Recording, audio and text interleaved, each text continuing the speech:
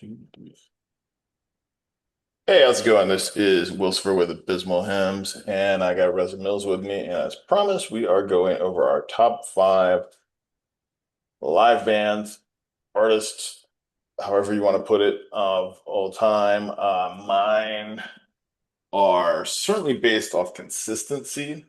I think there's only two that I've only seen one time, although I think one of them I saw back in the 90s, but I was not cognizant. So I'm only counting the one. But there's a lot of bands I'm sure that you guys are going to be surprised I'm not mentioning because consistency can be a thing. There's only one that I'm kind of on the fence about, but yeah, I'll give him maybe an honorable mention. But yeah, so I think the consistency is a big thing. Energy is a big thing. How do they measure up with how they sound on the album? At the same time, I don't want somebody to just sound just like they did on the album. I want something else brought to the table. Because let's face it, in the studio, it's just kind of sterile. It's take after take. Um, Very few bands like actually just go in and record everything organically.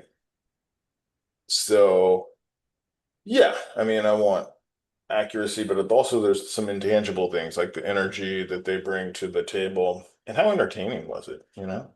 So those are some fair points, I think, particularly when you are paying good money to see some of these people. Um, Although I will say the first person I'm going to name only paid like 17.50, I think, to see him, and that was back in the 80s. So, what's your thoughts? Yeah, so a couple of these have a kind of an emotional resonance, a kind of they're quite important for various reasons. Interesting you should say, what's the point of artists coming out there and just playing exactly the same as the record? That was what Freddie from Queen would say, actually. He said, what's the point? Might as well just stay home and listen to the record with a few visuals thrown in. So, it's good when artists go out there and actually try and add something fresh to the songs, give it a different spin, speed it up, slow it down, whatever the case may be. And yeah, as I say, I think you're probably a little bit older than I am, so my gig going adventures maybe aren't quite as extensive, but I think I've managed to come up with five fairly varied and interesting gigs that I went to. All right, well, you want to start us off? All right, so let's start off with actually my very first gig, which was 1996, and it was Soundgarden at a place called Wolverhampton Civic Hall. Um, uh, those not from the UK, Wolverhampton's like a small, I'd say a city just north of Birmingham, and quite an unlikely venue, but it was quite good from what I remember. And this is the level of naivety I had at the time in my first gig. I was actually sat up in the balcony. I didn't realize that you could actually stand up as well. So I was just sat up there. Not really the sort of place you want to be when you sing a band like Soundgarden, I guess. But you live and learn from these things. And I think they had support from the band. I don't know if these are on your radar or not. I'm a real big fan of a guy called Alan Johannes, and he had a band called 11 with his, now sadly passed other half, Natasha Schneider. So they did a set. They were really, really good. But Soundgarden, as you could expect, were absolutely fantastic. I'm glad that I managed to see them at least once. And I've actually managed to track down the track listing miraculously. So you got songs like Spoon Man, Searching with My Good Eye Closed, Let Me Drown. I mean, that's a deep cut. There's Boot Camp, Never the Machine Forever. So some, some definite deeper cuts in that set list, and I was kind of delighted with that, really. So, and of course, you can guess what the encore was, Jesus Christ Pose. So yeah, that was really the gig that started my well, gig going career, if you like. And my God, yeah, this year would be 30 years ago, just thinking about it.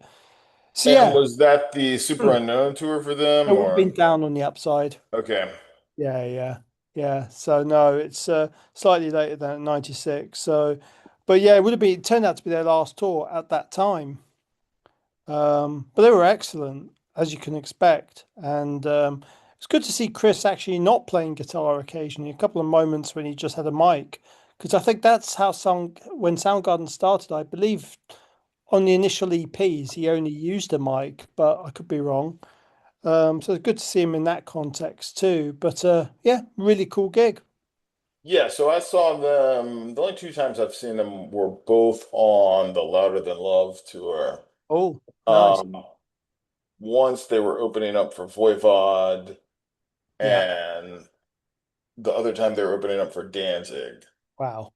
Nice. And so, yeah, I mean, it was impressive. I mean, that's the first time I ever heard Soundgarden at all, Sure. was when they opened up for Voivod. I'd never heard them before. And I went out and bought Louder Than Love the next day. So, yeah, they were Yeah. pretty impressive. Yeah. I And also, don't think he was playing guitar at that time, but I know no. he was playing guitar when they opened up for Danzig because they opened up with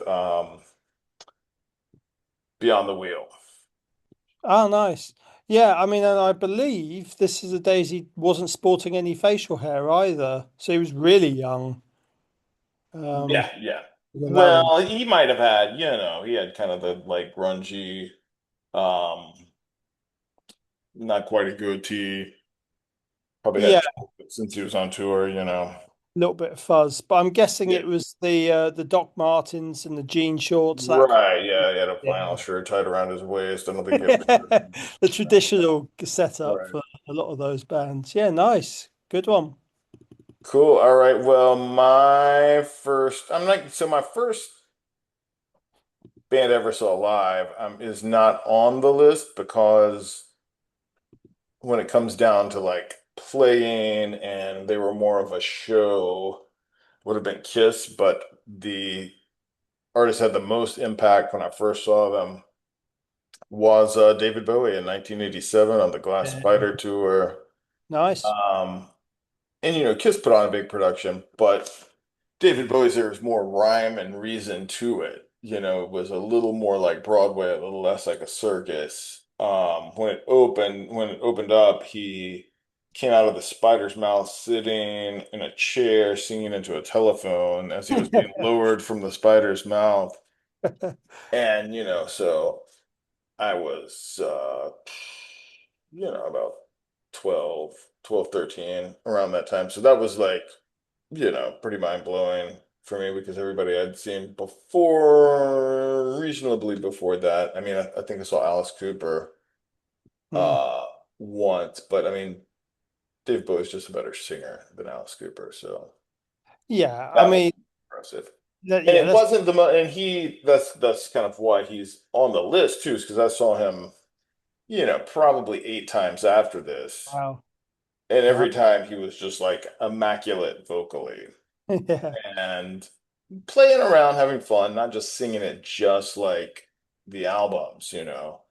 Like songs like China Girl, he would mess around with and, do different inflections, maybe not sing it as low, maybe sing some things in falsetto. Uh, Yeah. and he always had a great band. I think he had Peter Frampton was playing guitar for him that night, but I think other guitar players I've seen with him would be Earl Slick and Reeves Gabrel and Adrian Belew. Wow. And Okay. Carlos Alomar, of course. Oh, wasn't did you mention Frampton? Sorry. Yeah, Frampton and Yeah, Carlos Alomar were the guitar players on the Glass he Spider was tour. met because I think they were mates, weren't they? But they sort of knew Yeah, I each think other so. years Well, ago. I know thought David Bowie went to school with like his father or something like that. Right. And that's how he got his colored eye was from a fist fight in the schoolyard. Right. Okay. Yeah, fair enough. No, that is actually quite coincidental that you've mentioned that particular tour because I've been listening to Never Let Me Down quite a few times. I mean, I won't delve too far into because we've got a certain show coming up where that sort of gets mentioned, just a little taster for people out there. But yeah, obviously, you know, I mean, how did those particular tracks? I don't know if you can remember, but He didn't play a ton of them. I mean, I think he No, played the song Glass Spider. He played, I think it was I love 87 and that song. Cry, but it Yeah. was a lot of um, stuff from Scary Monsters, as far as I remember. He played Up the Hill Backwards. He played um, Gene Genie. He played Heroes. He played Let's Dance in China Girl. He played Rebel Rebel. He played Suffragette City. So he'd already Uh, distanced himself from the album in a yeah. way. Well, I mean, he knew what people wanted to hear. Yeah. I mean, even the time, I think it was later because I saw him on the tour he did with Nine Inch Nails. And that was one of the few shows where he leaned more heavily into his more recent work. You know, he played pretty much Earthling almost all the way through, and he Mm. played songs from outside. Yeah. Um, but typically, he's pretty balanced. I mean, he has so many songs people know, Yeah. which may not be my favorites, but it's the stuff that you hear on the radio. He knows that he has to play that because he's going to get people that show up that are just kind of casual listeners that know him from the radio, but they're still buying tickets. And then like the hardcore fans where he'll throw in, something from Scary Monsters. Sure. Nice. Yeah, I'm jealous. I never got to see him, unfortunately. God rest his soul. I never saw him with Tin Machine, but I saw him with on his Yeah. own several times. But Yeah. Yeah, well, we see someone of that stature, it's certainly going to be memorable, that's for sure. Bless him. right, although it's one of those things where until you don't get a chance anymore, you kind of take that for granted. Mm, Um, which yeah, I guess I'll get into later about there's some people that I did not pick, but sure. their reasons. Okay, All right, what you cool. got? Great pick. Okay, so the next up, okay, this is not a band I listen to anymore, but I chose it because they were quite influential in some of my music choices. So the band's called Amen. Again, I don't know how many people out there in the underground remember these guys. Fronted by a guy called Casey Chaos, and I saw them at a venue called the Cat House in Glasgow. And again, miraculously, I managed to see when the date was. It was the 18th. No, it was the 10th of December 2000. And there's a band called Raging Speedhorn that supported them. Very, very average, sort of sludgy. I don't know how you call them really. They're kind of a sludge band, but sort of a bit of new metal, a bit of post-hardcore in there. Very, very average. They're from a place called Corby down in Leicestershire, I think. But yeah, Amen were absolutely fantastic. It was a really chaotic gig. I remember, I'm pretty sure Casey Chaos leaped off the monitor and all of that sort of thing. And the reason that this band is so influential for me is because I remember reading Kerrang and them talking about Black Flag all the time, and the drummer Shannon Larkin mentioning this band. I was like, who the hell is Black Flag? And it wasn't until they kept going on and on about them that I thought, oh, okay, I better actually check them out. And therein started my love of hardcore. So 99, 2000. So if it wasn't for Amen, I would never have heard of any of these bands.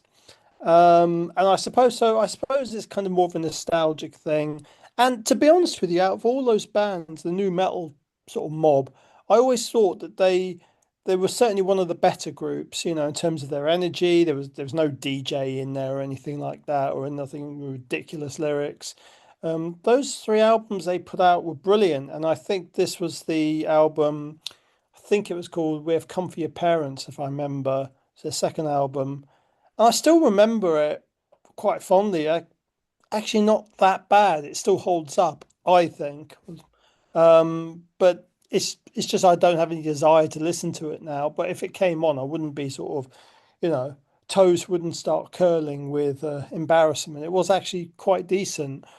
So it was a solid gig, and just for that reason, if anything, the impact of that particular group in terms of shaping my musical knowledge, because up until then I was bloody clueless. I was just listening to whatever was around. Don't mean boy bands, of course, but in terms of mainstream metal and whatever.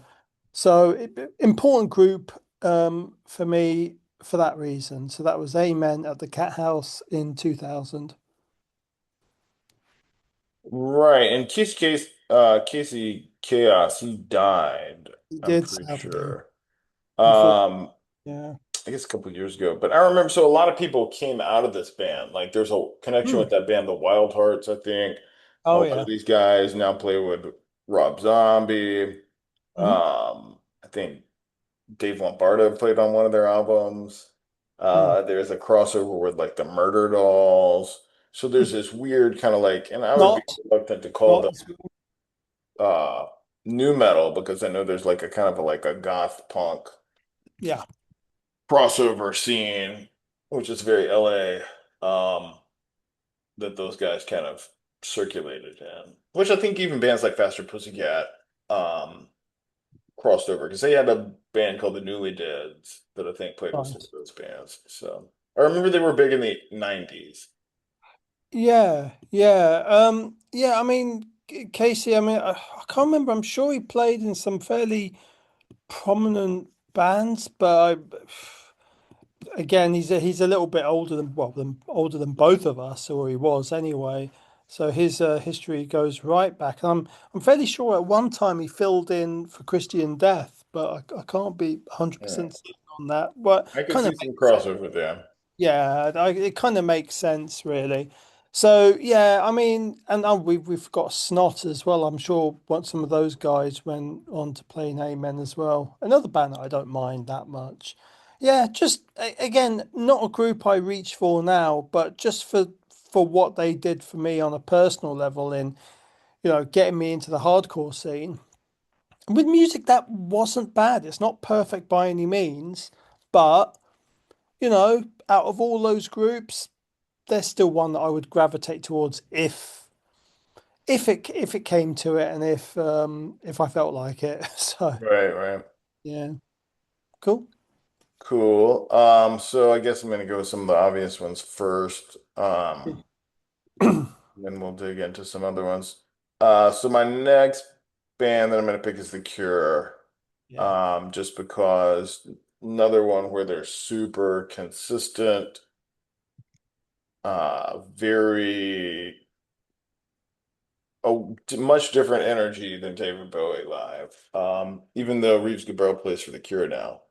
yep, yeah, They coincidence. it was like up until I saw them, Mm, there was most of the shows I went to were metal. So, it was like going to a Cure show was a much different vibe altogether. mm. And the first time I saw him, I think, was on the Wild Mood Swings tour. Oh, nice. Okay. Uh, Yeah, and so I'm sure I've seen him in like the double digits now because I saw him on every tour since Wild Mood Swings. sure. Um, but yeah, and another band where, they played a couple songs from the new album, but they know Robert Smith is no fool. Seemed like he played a lot from Wish. Um, Yeah, there were the obligatory songs like, Love Cats and Close to Me and that type of thing. of course. Friday I'm in Love and all that. But, they they can be like really heavy live too when they dig into some of the older stuff or even some of the newer stuff that's a little more almost post-rocky. Sure. And they aren't afraid to jam the songs out, which, once again, there's a lot more sonic weight and depth than just listening to the album. So I'm gonna go with them. They're always consistent. Absolutely. And it's funny you mentioned wild mood swings. Until recently, I was kind of a bit indifferent about it, but I've given it more and more of a listen, certainly, and I've started to appreciate it for its quirks and eccentricities and just sheer amount of variety. So, yeah, nice one that you went to a gig from that era as well. Yeah, again, a band that I still haven't got around to seeing. Unfortunately, I've got a lot of catching up to do with all these groups, but I better hurry up because Bob's what, 60, Yeah, 70? he's well in his 60s. It's Uh, I better see him in the next year or so because yeah. he doesn't. You know, I'm like you. I don't want to like judge people of how they look or anything, but he's not exactly. what he used to I mean, he be. looks like if my grandmother dressed up as Robert Smith for Halloween. Yeah, your mad aunt at a wedding or something, like, just sort of like eccentric cardigans and Yeah, he's even, 67. yeah, exactly, right. Um, yeah, so, but, whatever, we all age and what have you. But yeah, I would still love to see them. And I was just gutted I missed out by a few minutes, literally buying a ticket to see him with Slowdive earlier this year. There was no way I was paying £200 to see him, as Right. much as I enjoy their music. I But think I paid 140 Jesus. per ticket the last time I saw him. So what's that, like 80, what's that, 80 to So £100 a yeah, so ticket? about Yeah, in the about 280, probably with all the service charges. God, it's terrible, isn't it? Ridiculous. But Well, man, like the last time I saw David Bowie, I paid like $250 to see him, and that was like in 2004. Jesus Christ. Oh well. But I Well, was like fourth row, like about 50 feet from the stage. So yeah. gotta do what you gotta do. No, absolutely. No, nice one. Yeah, can't beat a bit of Cure. Um, all right, so my next choice is can't believe I actually got to see him, was Flipper, the band Flipper, but with David Yao from the Jesus Lizard and Scratch Acid on vocals. And this was at a place called the Brundell Hall in Leeds in 2019. And they were brilliant. I mean, Yao's, I mean, at that time he would have been 59, I think. And my God, 59-year-old, he was leaping around like a 20-year-old. He was incredible. I mean, the first song was The Lights, the Sound from Gone Fishing. And he literally, the first thing he did was dive into the audience and he was just like hanging on to this kid. I think it was like a teenager, someone's kid. And the kid looked terrified. It was quite funny. I was just grateful it wasn't me. But yeah, it was hugely impressive. I mean, I love Flipper anyway. And I mean, David Yao such an electrifying presence. It's a good venue. Not the biggest of spaces, but sufficient, especially for a band. I guess mid-range like them, or if that really. I mean, they're quite an underground group, so it kind of felt quite apt. So yeah, brilliant performance, and I can't remember who it was that he replaced. Might have been Bruce Loose, but I'm not sure. But whoever it was, he did an admirable job filling in for him. So yeah, that was my gig, and that was in 2019. So there you go, Flipper. All right, there we go. I have not seen Flipper before, or Jesus Lizard. So No, I've never seen Jesus Lizard, unfortunately. So it was kind of a good chance for me to see both in essence, I guess. cool. Awesome. Well, let's see. My next one is again, so here are the two bands that I've only seen once, but they were made a big impact. Mhm. Um, the first one that I'm gonna pick is gonna be Dead Can Dance. Um, I mean, Lisa Gerrard was just like an opera singer. She's probably the most powerful, and I've seen a lot of opera. Sure. Um, yeah, she had probably one of the most powerful voices, or if not the most powerful voice I've ever seen live. And before this show, I was not big, and this was from, I guess, their first flip with the reunion thing they did. So it was about 2014. Mhm. Um, and really, Perry had not really won me over yet. I always thought he sounded like Neil Diamond, but seeing them live, he really sold me on his voice too. Mm. And yeah, I mean, they were just, they had a full almost orchestra behind them playing all these exotic instruments. And yeah, it's just a very moving experience.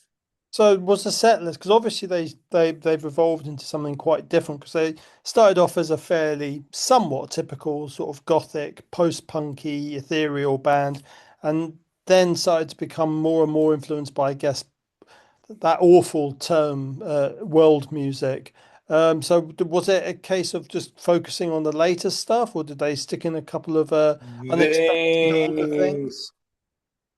I think they didn't go back to the first album, but it was kind of mid-period. It was like the new album that they had at the time, and then mid-period.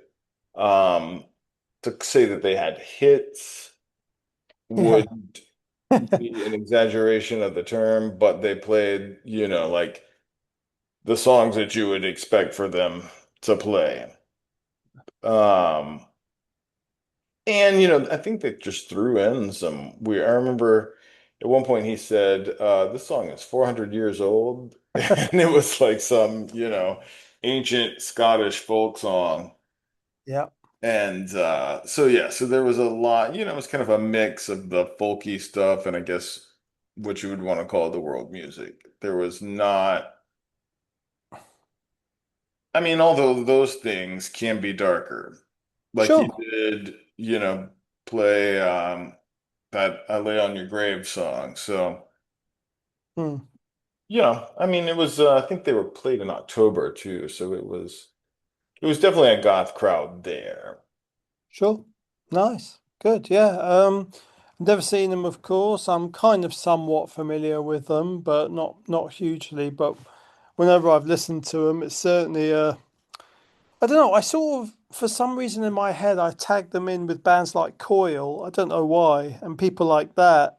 Um, Yeah, they're more neo-folk than Coil. yeah, yeah. But I sort of, I don't know why. I have that in my head that there's kind of a, even though they're, well, they're Australian, aren't they? But they are quite, yeah, they are quite different in some ways. Yet, I don't know. There's some sort of crossover somewhere, I guess. But yeah, nice. So they were good. You recommend them if they ever toured again.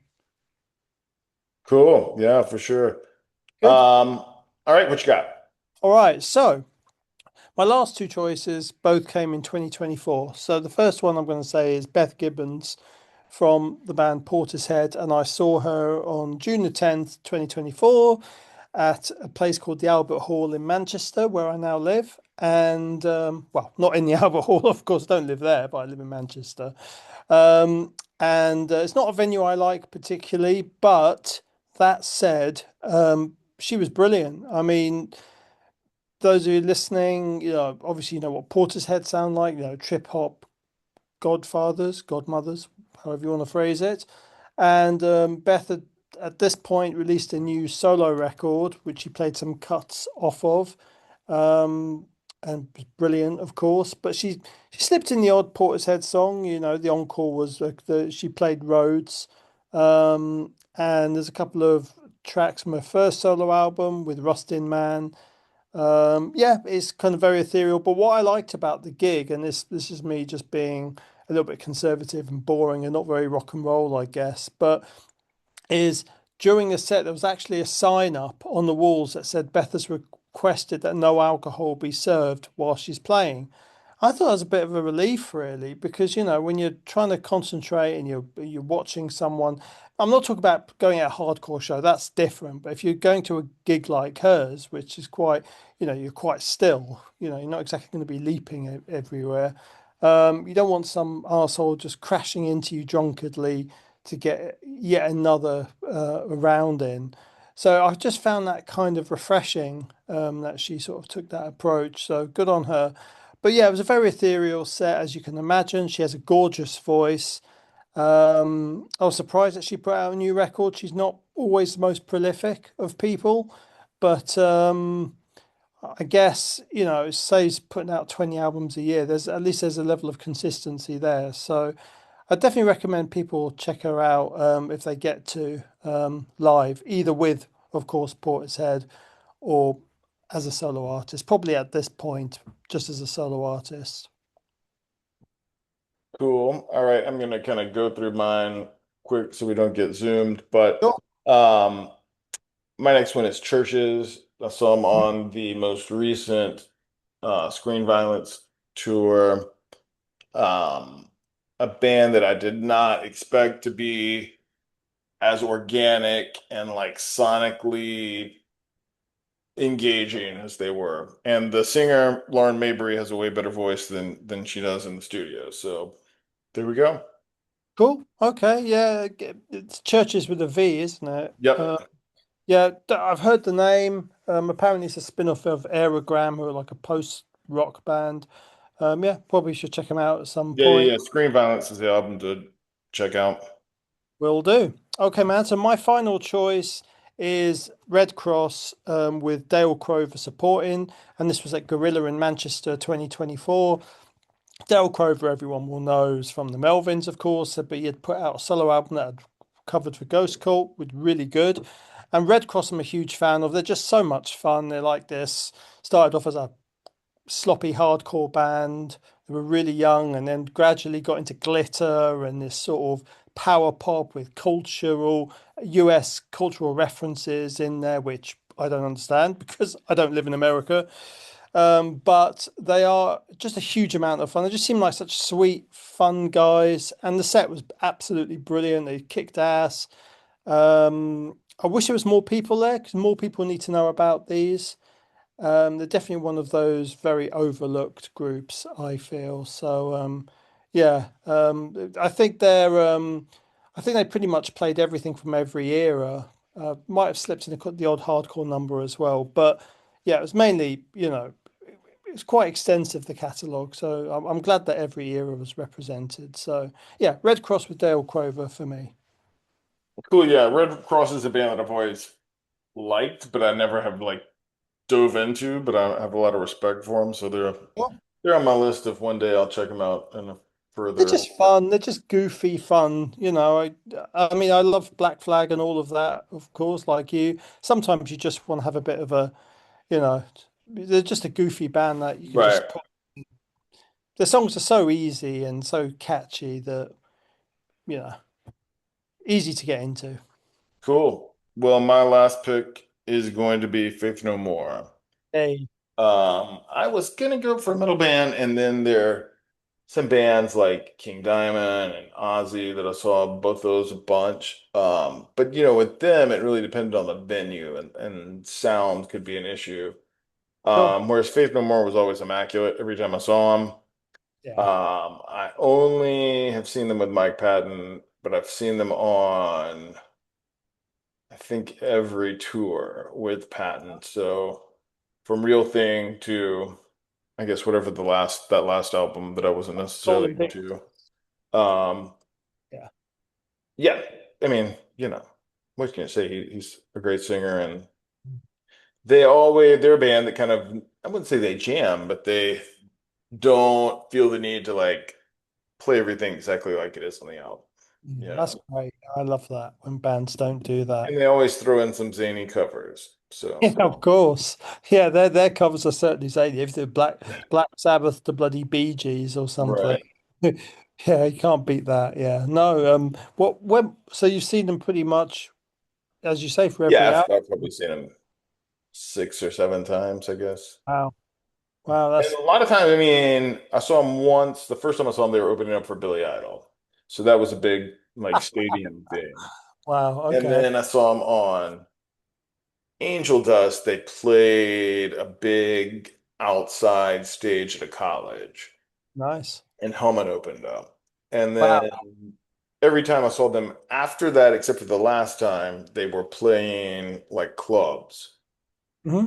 Um, for like King for a Day and Album of the Year. But then the last time I saw them, kind of their reunion thing, when The Refused opened up, they're playing like a bigger outside spot. I mean, it was still like the outside venue of a club, but it was, probably had standing room for a couple thousand people. So Nice. Good.